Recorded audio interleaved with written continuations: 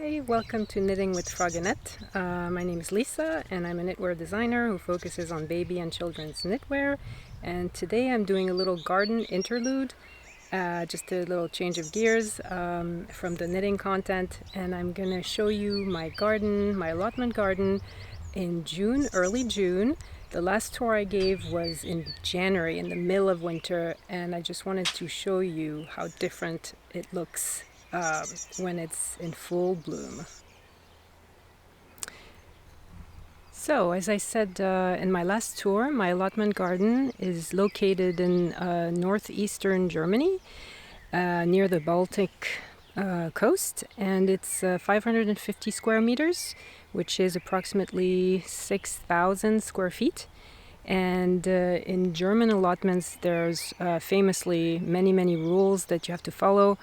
You cannot have more than a third of your allotment that's used for the shed, and you cannot have more than another third for leisure, just grass and tables and hammocks and things like that. And you have to have at least a third dedicated to cultivation. So let's start this way with my veggie patch. So here I have some strawberries, which are in bloom, as you can see.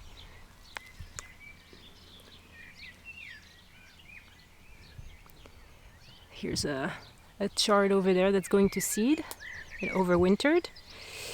More strawberries on this side. That is some garlic that I had some leftover, so I just planted some extras here.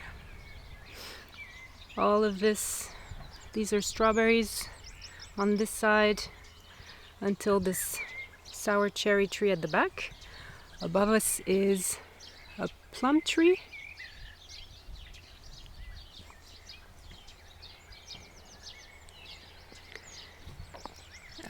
Here next to the strawberries I have some peas that are just starting to bloom.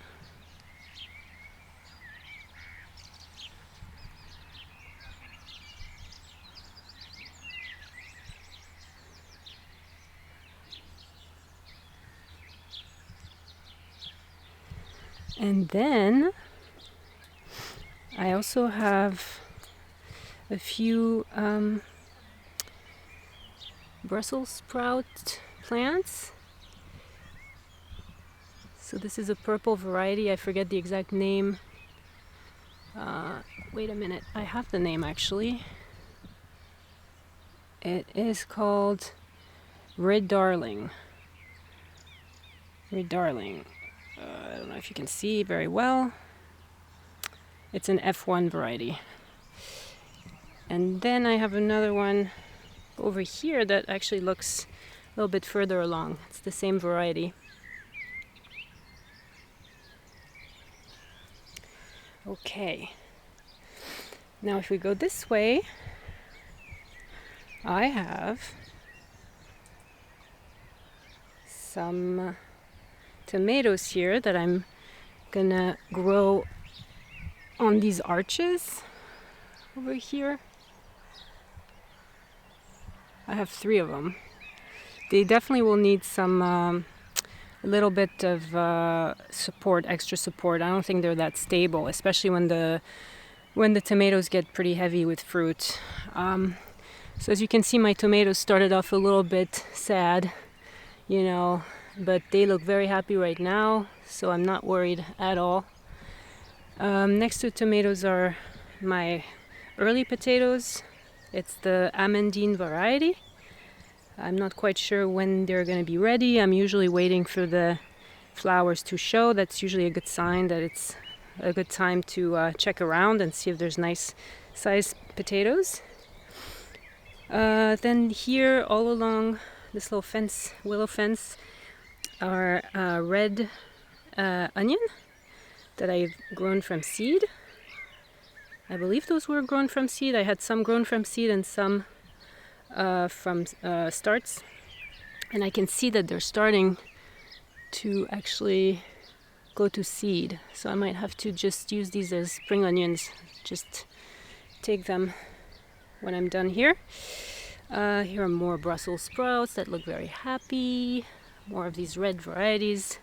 Last year I had some, but they got really mangled by the slugs for some reason. And so I wanted to try again with a different variety. Under here I'm trying to remember, I think I have more Brussels sprouts, but this time green varieties.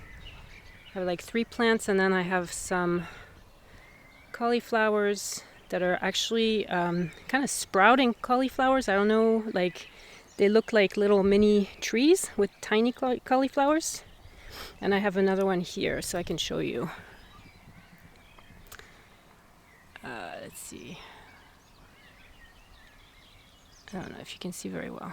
See? It looks like it makes a lot of little side shoots. So that looked kind of interesting to try. Here I have a celeriac. And what else do I have in here? I have garlic under there. And I have some parsnips, which I don't know if you can see. They're right next to the garlics. See here, here, here. It was a little bit spotty in terms of germination. Here I have more. And the rate of growth is very different. We'll see. Here I have more peas. These were, so the other ones were actually, I think I bought them as starts, and these ones were grown at home from seed, but then when they were a certain size, I planted them out. And the reason I did that instead of just sowing is because I have mice here and they just eat them all. And the same thing happened with my broad beans that I have to start over basically. See, I have a few that survived that are already quite large, these ones, and then I have some that are much smaller that were my sort of second set. But as you can see, they're already kind of catching up. This one's quite big.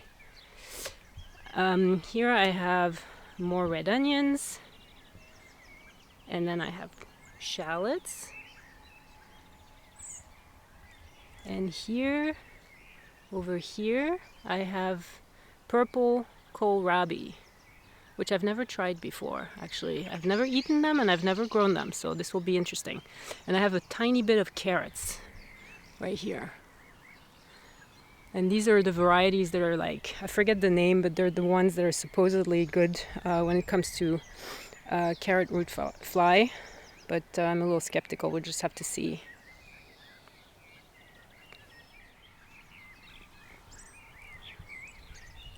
So if we keep going this way, you'll see I have more tomatoes, and I just planted some purple pole beans, which are very prolific, so I didn't want to have too many of them, but I thought it would be really pretty because they have beautiful flowers and they're going to climb up these arches also.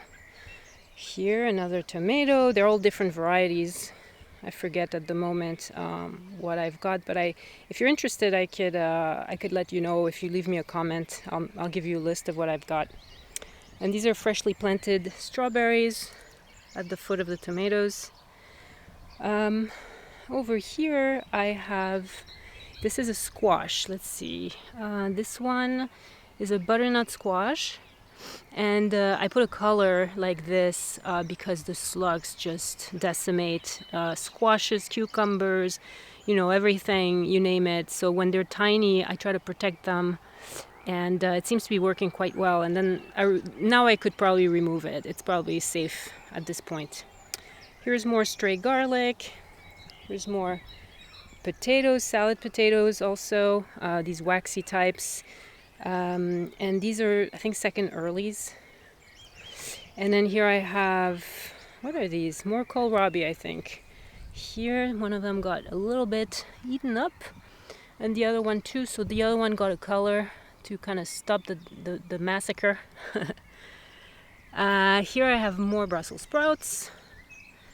And this is a Savoy cabbage. And these two are also Brussels sprouts, I believe. I think the variety is Idemar. I don't know how to say it. Idemar. and they usually do very well in this garden, so I stuck with the same variety for this year.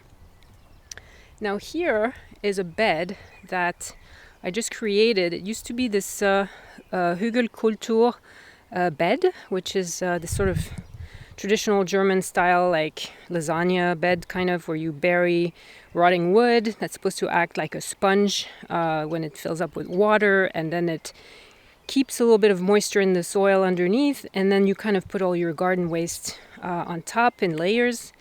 And as time goes by, it just sort of composts down.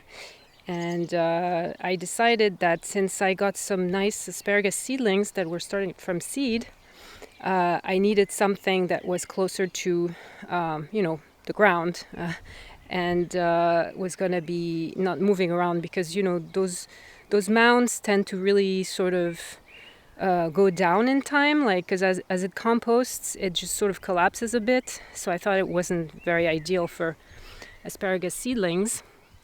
So what I did is I basically removed what was left of the rotting wood, and there wasn't much left actually, and it was like very surprising to me how little was left. And I just, it was very well rotted when I put it down. And then I kind of, flattened everything out, made a bed. So this is kind of like mostly compost.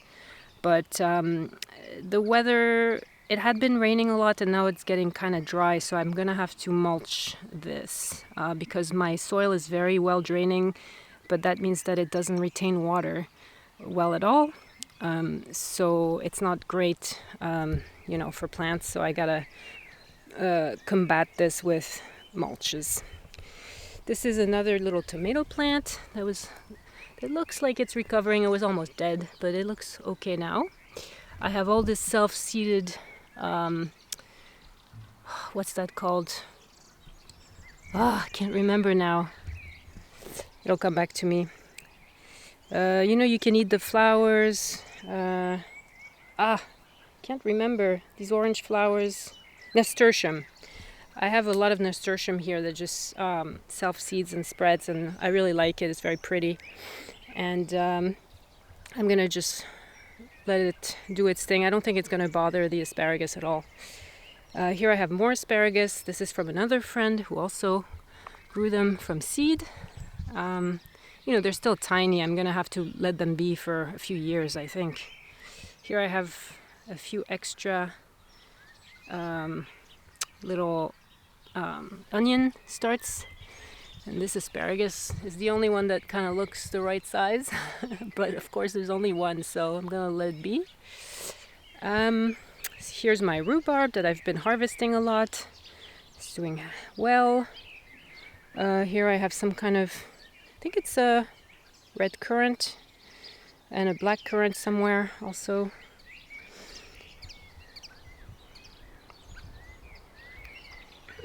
So as I said, this is my sour cherry tree, which is making a lot of cherries this year. Happy. Let's see, let's go this way. So here, what do I have? Oh yeah, I have some artichokes too, I forgot to say. 2 of them are okay, but one, I don't know if it's gonna survive. I don't think it was happy to be transplanted. I think I damaged the root, but it's okay. I'll remove it if it doesn't survive. I have another one that I could put in its place. And here I put some dahlias here that should fill out this zone a little bit.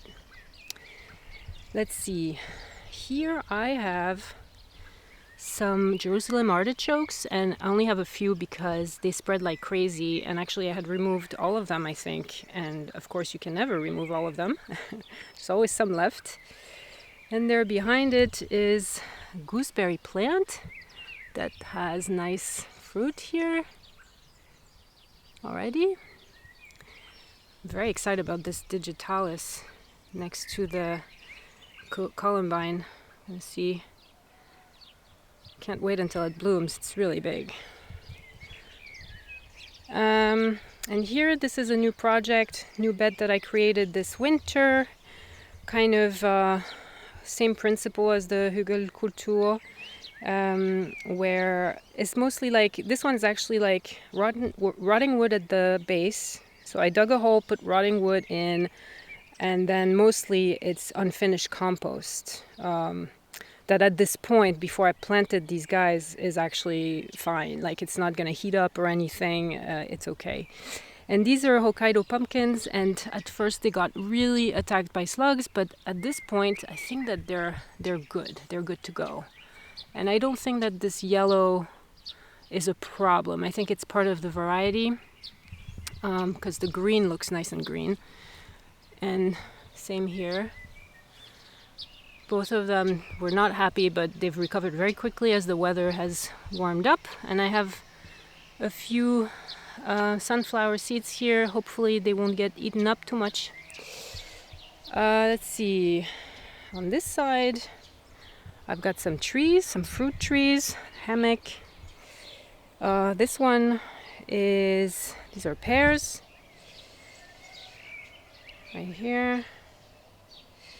There's quite a few of them. This apple tree is producing a ton of apples this year. Last year there was almost none. It was very, very unhappy, and I gave it a really good pruning.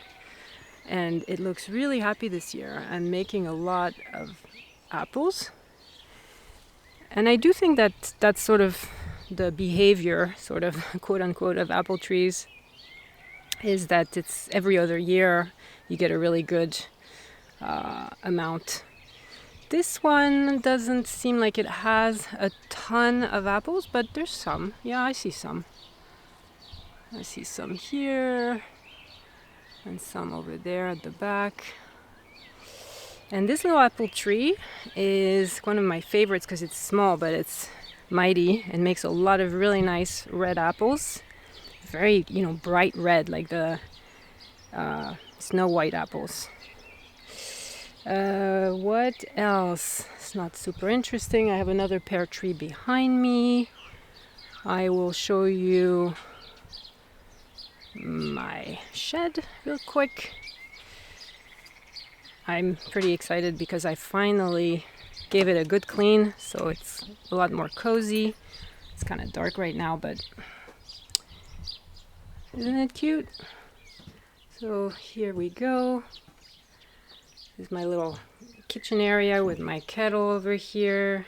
And here what I really want to do is put a table here so I can come and work sometimes when I don't need internet. If I'm working on pattern writing or something, it would be really nice to spend the day here. And this is a trunk and contains all kinds of odds and ends, garden odds and ends. And here I have a rack.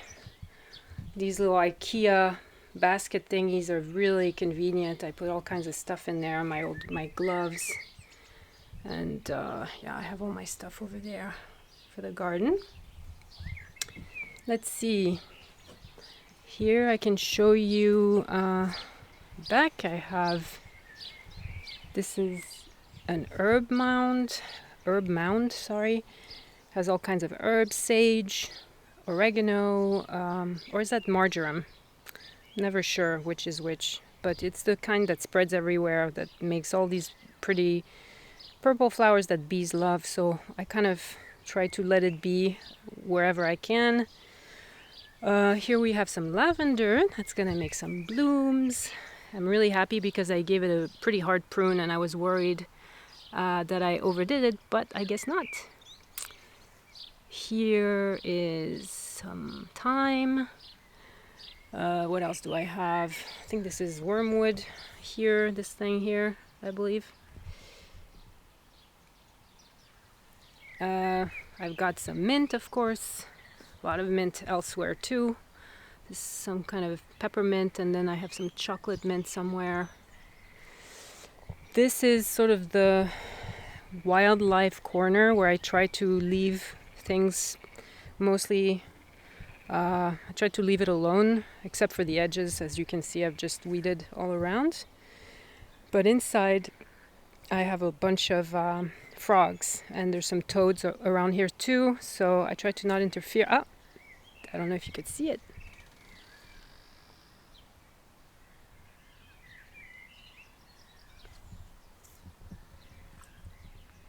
disappeared. Anyway, yeah, frogs. And I try to leave stuff, even these reeds that spread a lot. I try to remove some of them, but like it's really good for the wildlife. So yeah, gotta leave it alone mostly. I also have all these piles of wood that make these like fences, sort of. Very, very rough. And I have another one over here. And this is also for the wildlife. I think it's good for like hedgehogs and stuff like that. And here we got this as a Christmas present from my mother-in-law, like to feed the birds. I think it's empty. I'm gonna have to add a lot more. Yeah, it's completely empty. Wow, they wiped it out. This is a tree that makes these like orange berries. I forget what it's called, like hawthorn something. I forget. But it's like this kind of, supposed to be the superfood, you know, these orange berries, and you can put them in smoothies. It's very sour and it's very pretty. But it also spreads, so I have to be careful with that. This is the willow hut that we had cut the top of, and it's growing back. Gonna have to give it a little trim soon. As you can see, I have a ton of willow whips that I just don't know what to do with. Just let them dry. They don't really go through the shredder very well, and I don't know. Yeah. Let's see, what do I have here? I planted some sweet peas here to grow. I have a clematis here and a clematis behind the water butt. Oh, it's growing really rapidly. It's already up here. I have to weed all this. I don't know, I might plant some flowers here. Not really sure what to grow here. And here, this is all the autumn fruiting raspberries. It's like full of raspberries here. And I have some summer fruiting raspberries at the back too, and some more strawberries. And these columbines, which I'm crazy about. Oh my god, this has got to be my favorite thing ever. Isn't that amazing? They're like all these colors. They kind of mutate, I guess. I just love it. And then this really pretty stuff. I don't know what this is, but it's everywhere. More columbine in the middle of my black currant bush. It's a really big black currant bush. And I have a lot more red currant, black currant. This is all black currant. I'm so excited. Look at this. Look at this harvest. It's going to be amazing. Look at that. It's covered, completely covered. They love it so much here. So we're at the back of the hut right now. All the columbines over here. These are summer fruiting raspberries. As you can see, they're quite huge. I should probably put something to keep them out of the way, because they're falling everywhere. I really have to do something here. Yeah. What else? So here at the back, we have, this is hazelnut. This is my stuff, all my junk, you know, my lawnmower and everything. This is a grapevine that has started to really take off. It looked like dead just like a few weeks ago, 3 weeks ago. These are all red currants all along here. And same thing, they're very, very productive. As you can see, there's a lot and lot and lot of red currants to be had.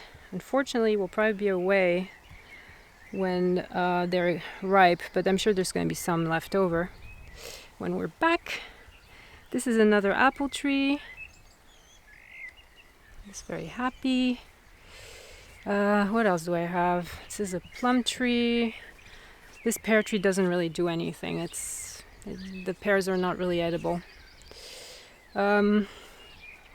These are some willow woven fences that I've made last winter. I'm quite happy with the result. I think it's very pretty. This is my compost pile, messy. And now I'm going to show you the other side where my raised beds are. Oh, look at these lupins. Oh, I love them so much. Look at that.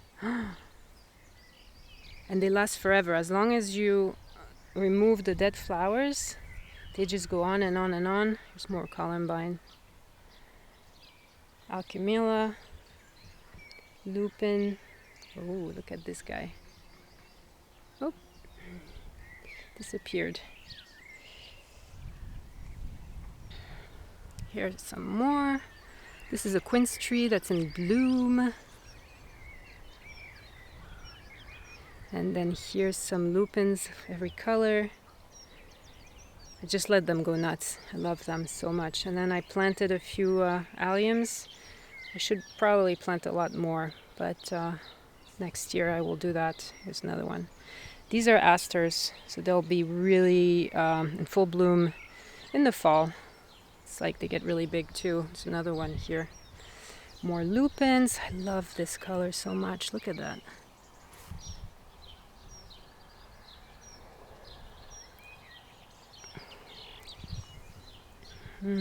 Love it.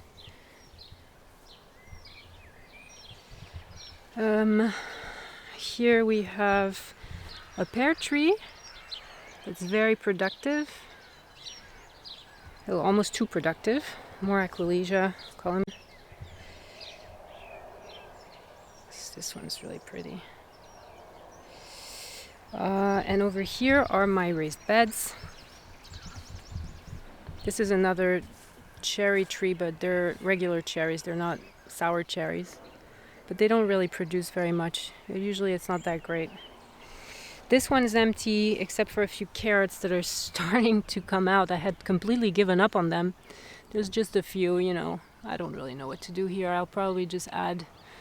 I think I'll plant some summer squash here. I think it'll be good for summer squash.